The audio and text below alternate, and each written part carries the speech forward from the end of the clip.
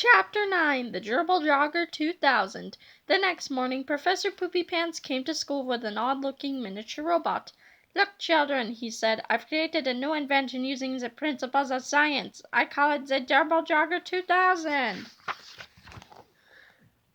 The children stopped laughing for a moment and looked with interest at Professor Poopypants' new invention. "You see, children," said the professor, "some people like to jog, and their pets like to jog along beside them. That's fine if you have a dog or a cat, but what if you have a pet gerbil? It used to be a big problem, but not anymore." Professor Poopypants opened the glass dome on the Gerbil Jogger 2000 and inserted a cute, fuzzy gerbil. The gerbil pushed its tiny legs against the simple controls, and suddenly the machine came to life. In no time at all, the gerbil was jogging around in the classroom in his robot suit. The children were delighted. "Wow!" said Connor Mancini. "Science is cool!" All the other children agreed. "This is wonderful," thought Professor Poopypants. "I've reached them. Now I can teach them." Excuse me," said George to the professor. "What's your middle name?" "My middle name," said the professor proudly, "is Poopy. Why do you ask?" Ha ha ha ha ha! At that point, the children picked up where they had left off, laughing at Professor Poopypants' ridiculous name. The professor began to shake with anger. Tiny veins in his forehead started growing, and his face turned bright red. "I can't take much more of this," the furious professor said through clenched teeth. "I think I might blow a fuse if just one more thing happens." Chapter 10 Just One More Thing. Soon afterward, in reading class, the children all heard the story of the Pied Piper of Hamelin.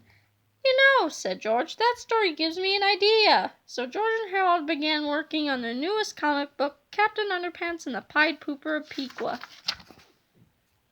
That afternoon they snuck into the office and ran off copies of their new adventure to Saw on the playground, and everything would have been just fine if one of the third graders hadn't left his copy lying around the hallway. Chapter 11 Captain Underpants and the Pied Pooper of Pequa by George Beard and Harold Hutchins. Captain Underpants and the Pied Pooper of Pequa. Once upon a time in the city of Pequa, Ohio, there was a science teacher whose name was Poopypants. "My middle name is Poopy." Everybody laughed at his funny name. Ha ha ha ha ha! This made Poopy mad. "I'll show them." So he built an army of Gerbil Jogger 2000s. Ha ha! He put gerbils in each one. "Hey, man!" But he couldn't make them do any evil stuff. Rats! Tap tap. Then he thought of an evil plan. But of course! He made a bunch of little headphones and put them on the gerbils. Hey! So Professor Poopypants' army of Gerbil Jogger 2000s were off on an evil rampage. They all headed straight for the school. Ha ha ha ha ha! "Help! The Gerbil Jogger 2000s broke in the cafeteria. They just knocked over some cupcakes and now they're attacking the gym teacher. Quick! Somebody save the cupcakes!"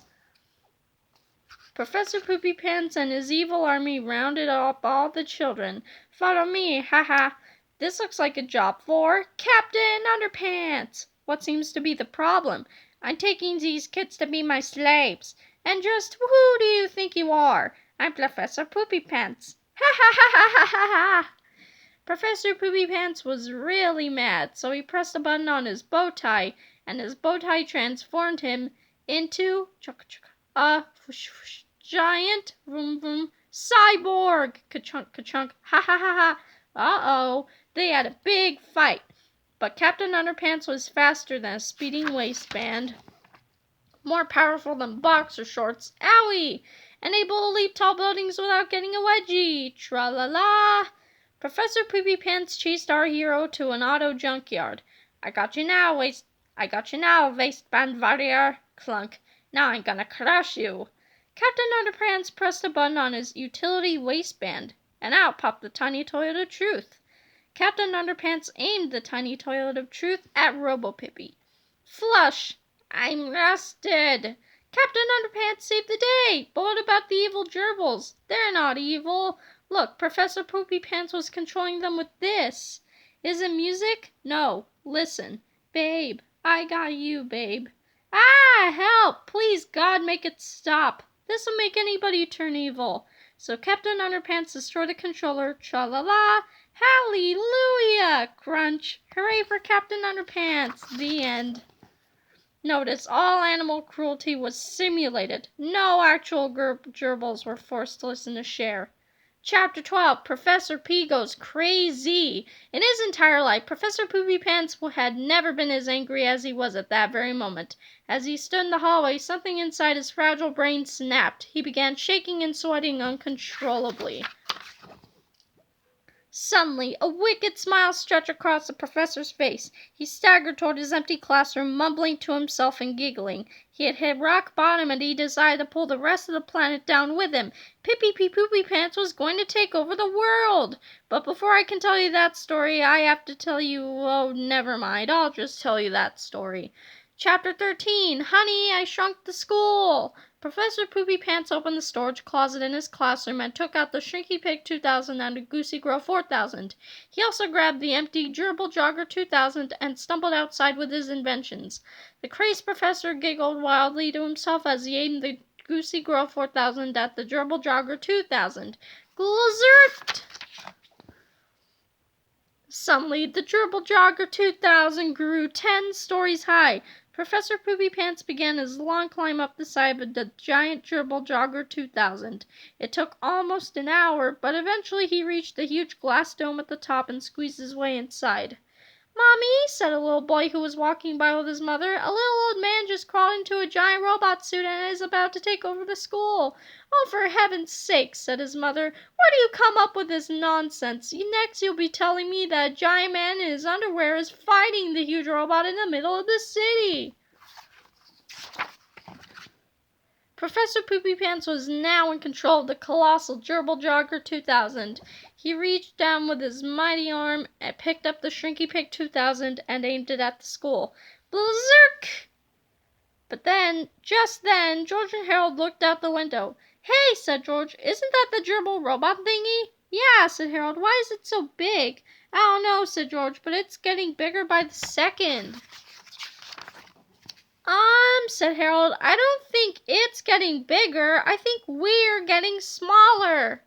Chapter 14, The Perilous Plot. Professor Poopypants reached down and picked up the tiny school with his giant robotic hand. Everyone screamed in horror. In no time at all, eyewitness newswoman Ingrid Ashley was on the scene. "What do you want from us?" shouted reporter Ashley. "I want a pencil," screamed Professor Poopypants. "A pencil?" asked reporter Ashley. "Here, take mine." She tossed a yellow number 2 pencil toward the giant robot. Professor Poopypants reached down with his giant robot arm, picked up the Goosey Girl 4000, and aimed it at the pencil.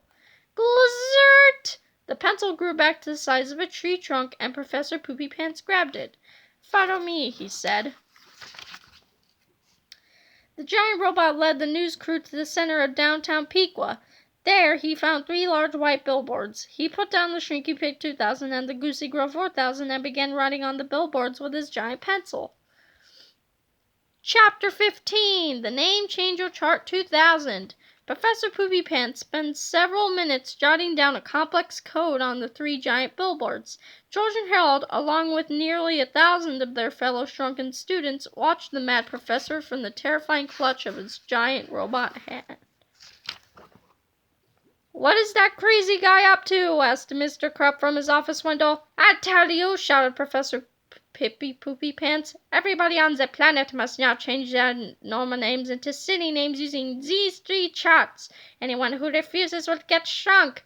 "How do the charts work?" asked Mr. Krupp. "It's easy," said Professor Poopypants. "What's your first name?" I'm not telling," said Mr. Krupp. "What is your first name?" shouted Professor Poopypants. All right, said Mr. Krupp. "It's, Benny." All the children giggled. "So the first letter of your first name is B," said Pippi. "Now look at the first chart and find the letter B." B equals lumpy. Mr. Krupp looked at the chart. "It says B equals lumpy," he whined. "Good," said Professor Poopypants. "Your new first name is Lumpy." All the children laughed. "Lumpy Krupp," moaned Mr. Krupp. "I don't want to be called Lumpy Krupp." "You won't," laughed Professor Poopypants, "because you have to change your last name too." "Uh-oh," said Mr. Krupp. Your last name is Crap, said the professor, which starts with a K and ends with a P. Now find the letter K on the second chart and the letter P on the third chart. Mr. Krupp looked at the two charts. It says K equals potty and P equals biscuits. Wonderful, shouted the professor. Your new last name is Potty Biscuits. Oh no, groaned the principal. My new name is Lumpy Potty Biscuits. The children all howled with laughter. Don't laugh too hard, kitty, said Professor Poopypants. You'll have to change your names too, or I'll shrink you again. Well, as you can imagine, nobody wanted to get shrunk twice, so everybody looked at the three charts and figured out their new silly names. Stephanie Yarkoff became Snotty Gorilla Breath, Robbie Steinberg became Loopy Pizza Pants, and poor little Janet Warwick became Poopsy Chucklebutt. This may be the most horrible moment in all of human history, said the local news reporter to her audience. It seems that everyone on Earth must now change his or her name to avoid getting shrunk. Good luck to you all. This is Chin Chin Diaper Brains reporting for Eyewitness News. Now, back to you, Booger. Chapter 16, Fluffy and Cheeseball. This is Fluffy Toilet Nose and Cheeseball Waffle Fanny. Fluffy is the kid on the left with the tie and the flat top. Cheeseball is the one on the right with the t-shirt and the bad haircut. Remember that now. We've got to do something, cried Fluffy. But what? Said Cheeseball. We're smaller than two mice. What could we possibly do? Let's go find our old friend Captain Underpants, said Fluffy. So Fluffy and Cheeseball ran to Mr. Potty Biscuits' office and found him cowering under his desk. I can't believe I'm about to do this, said Fluffy, but here goes nothing. Fluffy snapped his fingers. Snap! Suddenly, a strange change came over Lumpy Potty Biscuits. His worried frown quickly turned into a heroic smile. He rose from behind his desk and thrust out his chest. In no time at all, Mr. Potty Biscuits had removed his outer clothing and tied a red curtain around his neck. Tra-la-la, sang the hero, Captain Underpants is here. Cool, said Cheeseball, but from now on you'll have to call yourself Buttercup Chicken Fanny. The guy in the gerbil suit says so. Hey, said Captain Underpants, I don't take any orders from anybody. Great, said Fluffy, now fly out that window and bring back that big machine thingy with the lava lamp on top. Yes, sir, said Captain Underpants.